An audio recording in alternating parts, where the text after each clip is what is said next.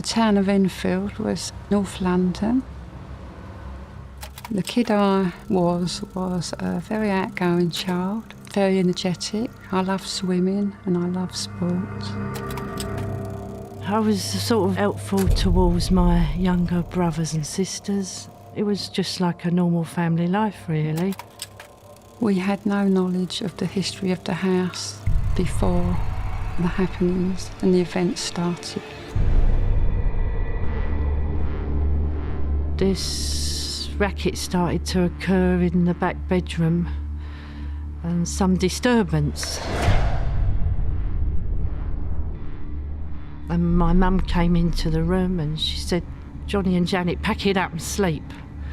We've got to get up in the morning." And the chest of drawers near the wall and the door had slid into sort of the doorway.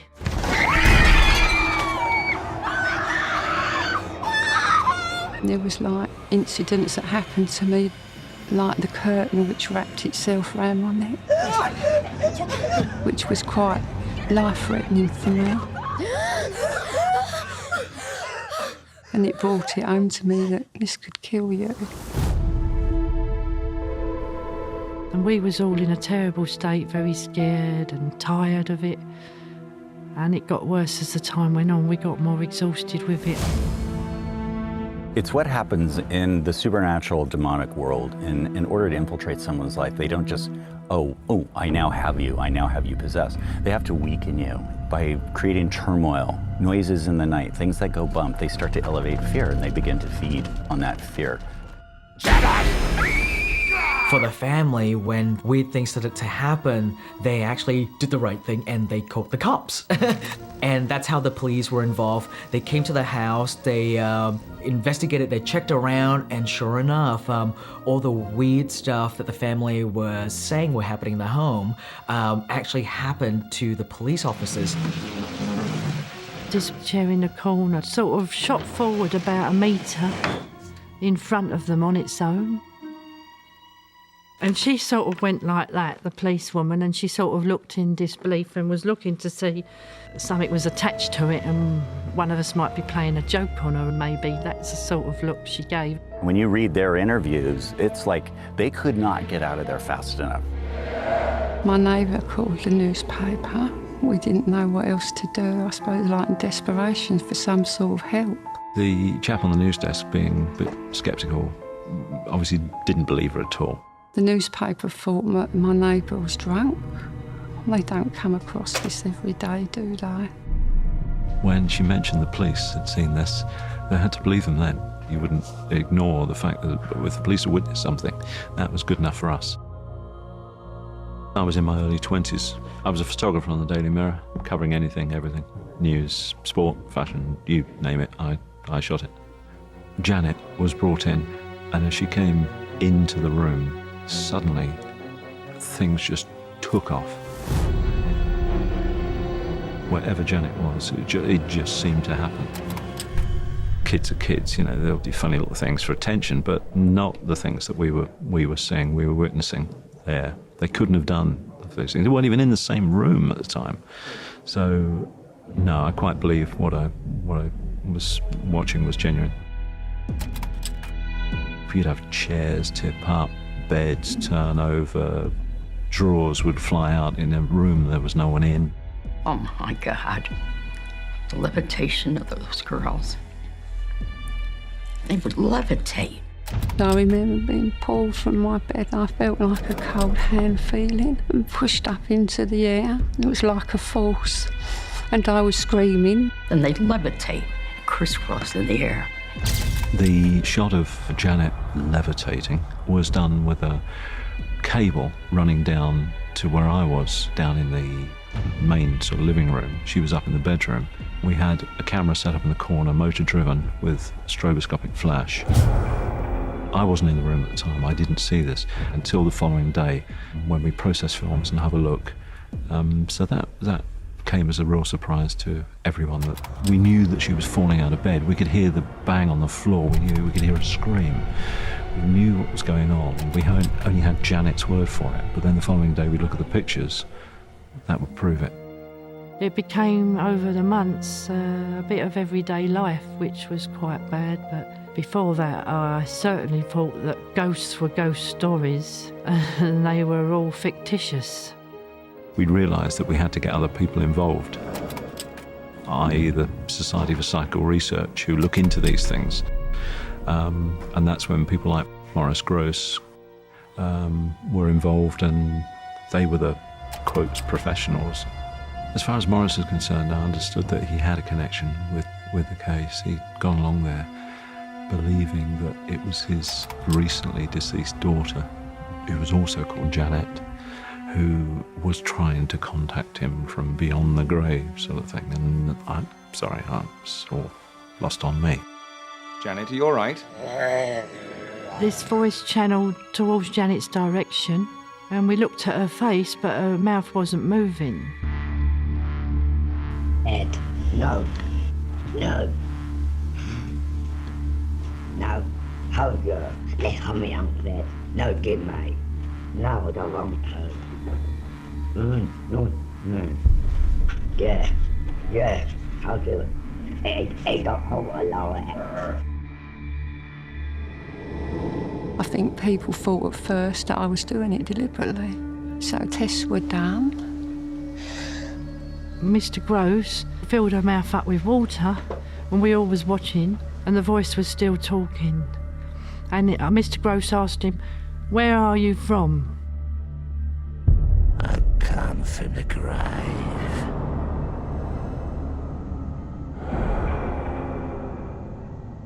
We are in the actual graveyard where Bill Wilkins is actually buried. Mum, she's watching over us. The expression on my mum's face is just how she used to look at me. I felt sorry for the kids because everyone had to be there to see it, from Cambridge professors to TV companies. There was even one, there was a ventriloquist, was invited along to the house to see if Janet was making sounds herself and, you know, this sort of stuff. There were so many witnesses and so many people had seen things. With the media there, reporters, investigators. There was no privacy anymore. Our lives weren't our own. My name's Kent Allen. We're with the television news program Wide Angle. I was hoping to have a word with you about the disturbance. This family became minor celebrities at the time, and this wasn't just a family off by themselves, off in the woods with nobody around. This was a council house in the middle of London. It is the house that you would never think that was haunted, and inside were these people living this nightmare. There was a buzz that went around that Ed and Lorraine were coming over from the States to witness, you know, what was happening in the house. I remember that everyone thought, wow, this is fantastic, you know, this is really interesting that someone's going to, you know, really bothered to do so much, to come so far. I've done research all over the world. I never charged for anything I did. What happened wasn't good. I needed to help them. When Ed and Lorraine come to the house, to me it felt like some sort of comfort had arrived for the first time. Ed and Lorraine exemplify, especially in the 70s, your neighborhoods, you know, how people weren't so afraid to help each other. You just did it because it was the right thing to do. Lorraine has cited this particular case as being one of the most terrifying of her career. What's your name? I never thought anything like that would happen to me. She said, there's definitely some spirit here. And she said, I feel it's not always good. And she said, I wouldn't say it was very evil, but she said, I'm very worried about it. Lorraine has always said to me, she goes, I know that this gig is ordained. You know, it was meant to be, and like it or not, you know, I gird up. And despite the fear and despite the weariness, there was never any doubt for her. You can see it's the house, there's no doubt about it. We had Margaret and Janet come back and visit us while we were shooting. This is my mother's bedroom. She always had a chair in the corner here, but it's very much like her room was. Oh, Hello, this is a recreation of the room. My sister slept on the... It really brings back memories. It was the first time they had seen Lorraine, who was on set the same day, in 38 years. This is Margaret and Janet. Oh my God! Oh my goodness! Oh, lovely to see you. We've seen you in the films as well. In the other films, I watched you. Admit that you were kids. I know. We never forgot. Thank you. It was an extremely emotional reunion for all of them because they remember Lorraine and Ed so fondly and how they had truly tried to help the Hodgson family, not just with the supernatural elements, but just help them as a family. Out of their repertoire of cases that they've investigated of their lifetime, this is one of their most interesting ones. Because of the nature of it, the Hodgson family have their fair shares of fans and skeptics. Our principal characters here are all children, and children can be very ingenious pranksters.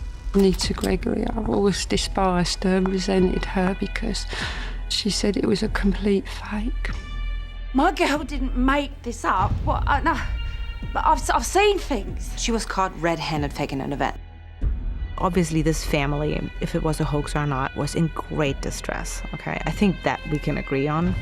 And whatever the reason, like, I can totally respect that and be like, I'm so sorry that for whatever reason you felt this way and this kind of stuff was happening. No one could fake something like that. They'd have to be a very good 11-year-old actor. This is my house. No, it's not. And there is that question of did something really happen or not. There are a lot of believers that really believe something did happen, and there's some people that feel that the girls were putting something on. But there is enough evidence that's irrefutable that makes us feel like something was really strongly going on there. Don't you see? See what? I don't think I'll ever be able to put a closure on it because the memories will always be there. It will never go. It's had such a big impact on my childhood. At the end of the day, it didn't just taper off. It burns itself out. You know, it gets to the point where things weren't happening. So just ended up as a complete mystery as it started. I'm very grateful for giving us the chance to tell our true story.